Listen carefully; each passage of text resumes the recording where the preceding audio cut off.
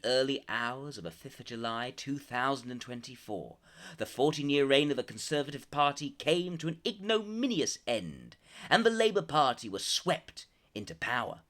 However, the success of Sir Keir Starmer, head of the Labour Party and now our Prime Minister, is arguably more due to the disintegration of the right-wing vote than it is to his own policies or personal appeal. Naturally, that leads one to wonder, who is this man? What is he like? And how he bear the great burden of responsibility that now sits upon his shoulders?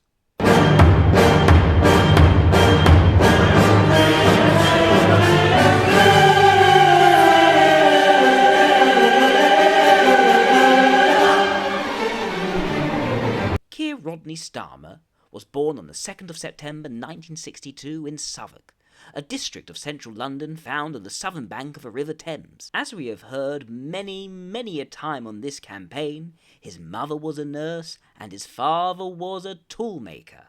Both were, unsurprisingly by their professions, Labour Party supporters, and it may be a reflection of just how staunchly Labour they were that Keir was reportedly named after this party's first parliamentary leader, Keir Hardie. Although passing his 11 plus and being accepted to a grammar school, Keir Starmer proved to not be highly academic, only attaining 2 Bs in the C.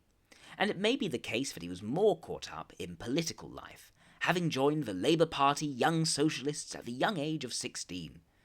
Then, attending the University of Leeds and getting first-class honours in Bachelor of Laws, he moved to the University of Oxford for postgraduate studies.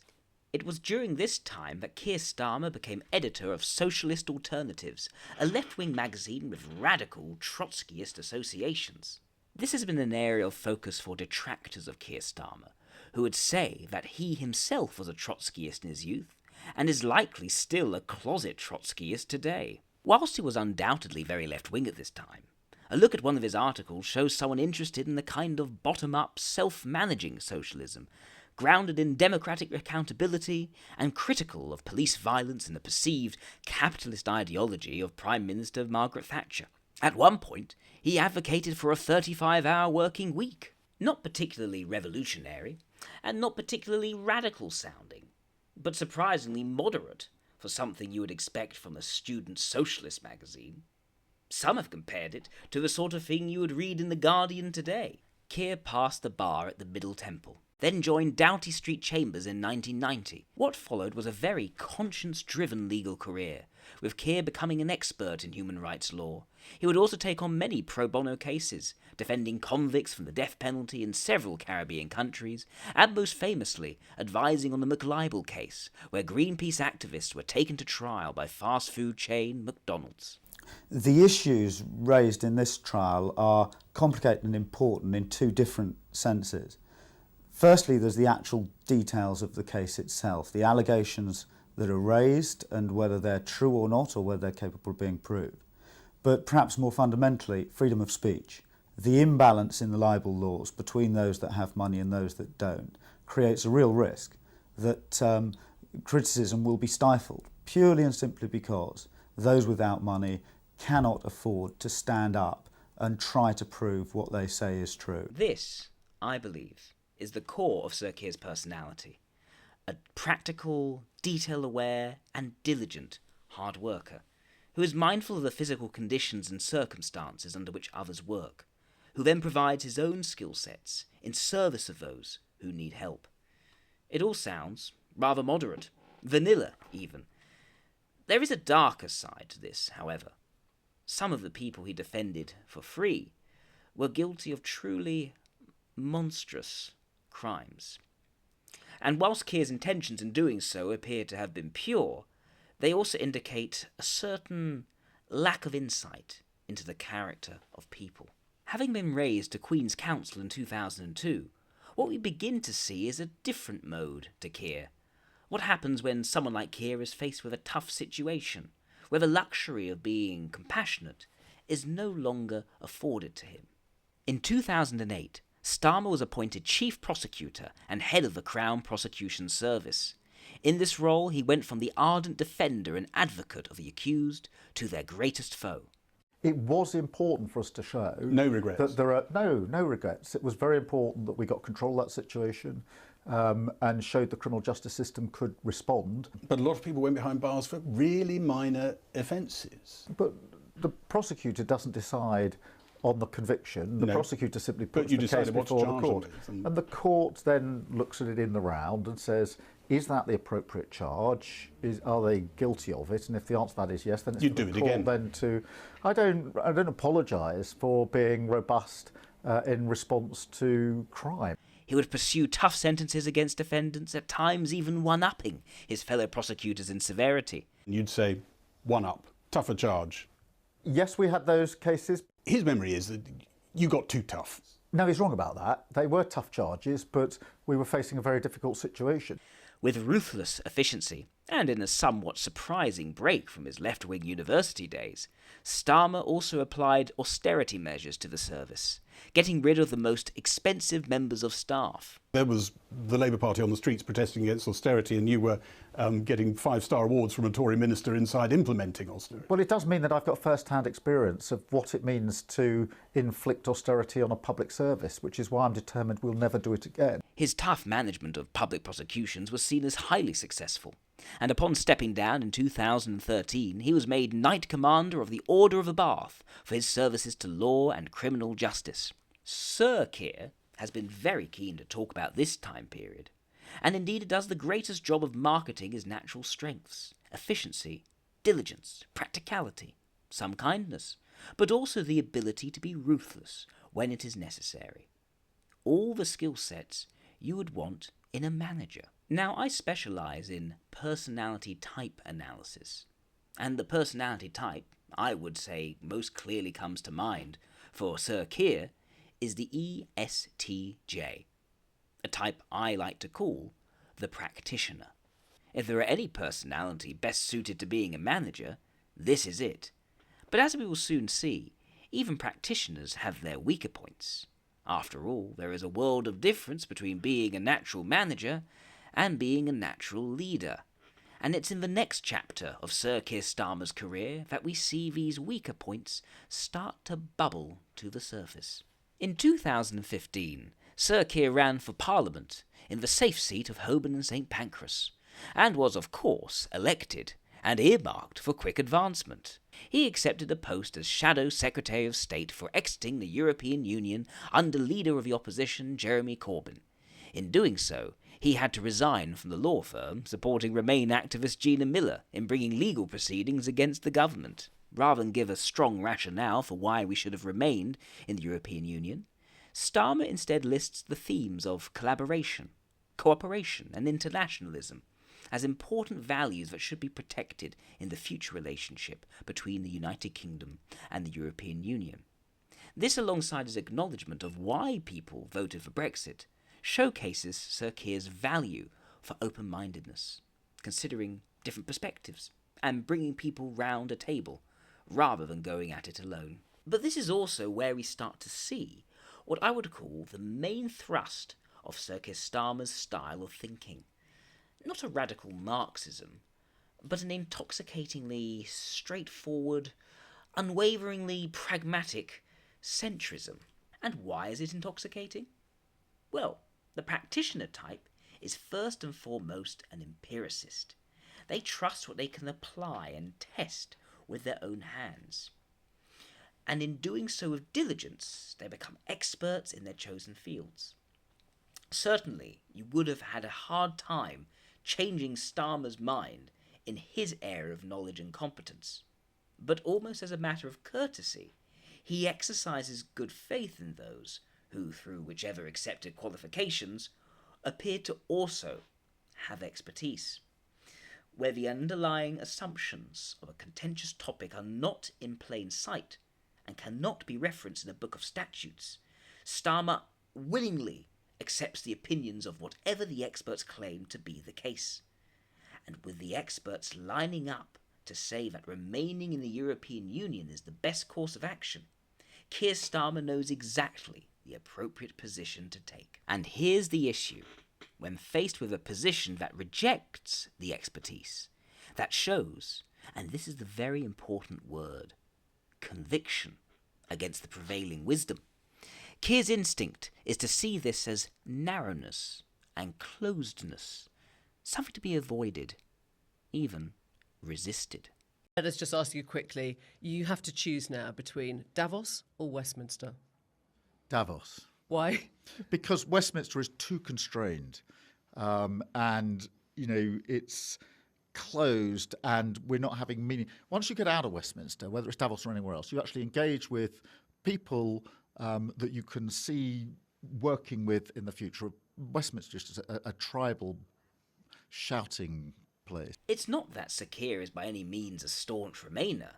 It's not even that he is a true devotee of the World Economic Forum, as this video may be interpreted. It's really that he's not a staunch anything. He has contradicted himself on this a number of times. On the one hand, floating a second referendum for the Brexit withdrawal agreement, but on the other hand, suggesting that Brexit should now happen, even if he supported Remain as a matter of principle.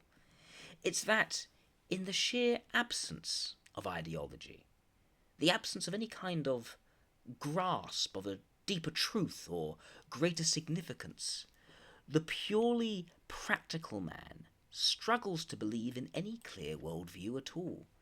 Everything is lost to nuance. Everything depends on the situation.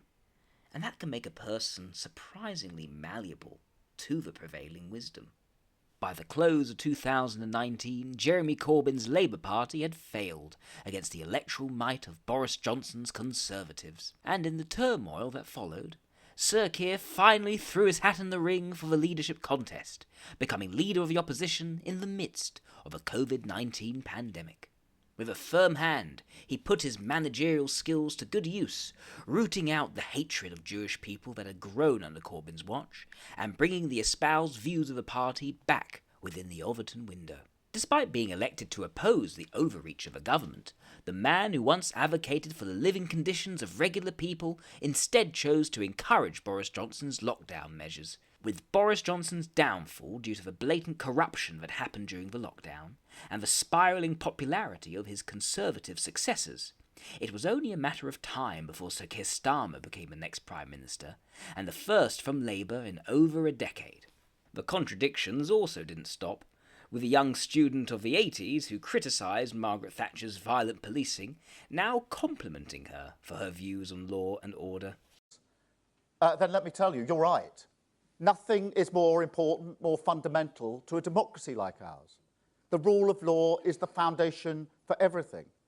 Margaret Thatcher called it the first duty of government, and she was right about that. Then there was the interview with Nick Robinson.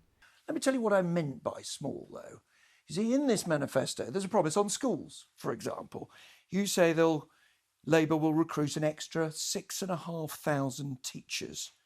How many extra teachers per school is that over 5 years? Well, I haven't broken it down per school, to be perfectly honest, Nick. One extra teacher for every 3 schools. Yeah, but it's over 5 years. That's a third of a teacher per school. Let me give you another example. The NHS. Big sounding promise, 2 million extra NHS appointments a year. There were around 150 million appointments last year. So 2 million extra isn't very much. And let me just illustrate that in terms of the budget of the NHS. Big numbers, hard to grasp. So what I've got in here is the NHS budget, 100 pennies to illustrate them. Let's do that. There's the NHS budget. So how much more is Sir Keir Starmer promising? There we are. Not even 1 penny. It's not even 1% of the budget that you're adding. It's a small promise. The question is, didn't he know this? Actually, I don't think he did. Whilst other politicians may be in the habit of the bold-faced lie, Sir Keir Starmer is more inclined to at least try to tell what he thinks the truth is. He likes things to be factual, after all. Yes, he's aware of the practical realities that the Conservatives have left a financial situation where there is no wriggle room to spend without further inflating the unprecedented levels of national debt. But I think his belief that these minuscule changes could be perceived as a meaningful change is sincere, and reveals that blind spot for Sir Keir, a lack of vision. He is a man who fiddles with ball bearings and believes he has moved mountains. Practitioners aren't visionary by nature. The idea you should embark on some kind of grand mission to change the world is alien to them, and instead the change they often relate to is more of a personal change, one of learning, mastering skills, developing competence, and trying to be the best person they can be. They also happen to be very bad at thinking ahead, despite their greatest efforts. Every action by Sir Keir Starmer mentioned so far has been tactical and logistical. Never has he shown a grasp of a strategic, and this presents a problem. Sure, Sir Keir has proven himself to be able to handle current emergency situations, but if he lacks that long-term insight, how can he know if his solutions will last? There are several historical examples of practitioners meddling in the affairs of their countries, and often having nothing to show for it at the end. But more than this, if Sir Keir is unable to grasp the strategic consequences of his actions, then he could very well bring about the emergency situation in the first place. That's not to call him a reckless risk-taker. It's again more subtle than that. So much can seem correct and sensible in the confines of present-day thinking. Throughout history, the opinions of the experts have held great sway, yet were eventually proven wrong. With each revolution of thought, the next set of experts espouse their raft of acceptable opinions. The common wisdom of today may prove to be insanity through the lens of foresight. Not that Sir Keir, in his earnestness to respect the experts, would know. Another problem for Keir, and one much talked about by others, has been his dullness on the electoral campaign. This is partly a consequence of being a very matter-of-fact communicator, as all practitioners are. The more matter-of-fact you prefer to be, the less natural it is for you to communicate mood and emotion in your words. Showmanship requires a dramatic quality, a little bit of exaggeration, but Keir's flat, factual delivery sacrifices emotional appeal. The lack of a vision or a narrative compounds this problem, with Sir Keir having nothing to offer in his speeches that can inspire his audience. In this, he highlights the limitations of a practitioner, always the manager and never the charismatic leader. The task of having to appeal to a very public audience is, unsurprisingly, a chore for Sir Keir, and there are moments where the strain of it all showed. When I grew up, my dad was a toolmaker. He worked in a factory. It's true. My mum was a nurse, and actually we couldn't make ends meet. Without that natural charisma, but troubled by his awareness of the need to somehow fabricate it, Sir Keir has had to find certain sentences and lines to repeat to the crowds, which quickly wear out.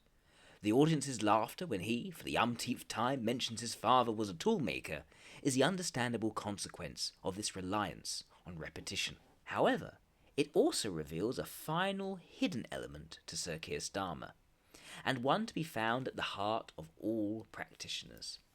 Under all the managerial practicality, the ruthless efficiency, the desire for openness and international collaboration, the inconsistency, the dryness, and the total lack of vision, there is also a tenderness, and it is to be found in his close one-to-one relationships.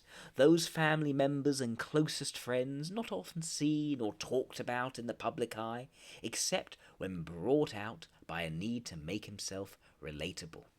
Looking at last night's debate with Sky News, the crowd laughed when he said your dad's a toolmaker. Why is that? Do you think you've got nothing more to say? Are they getting tired of the same comment? Let me directly address you on that. My dad worked in a factory all his life.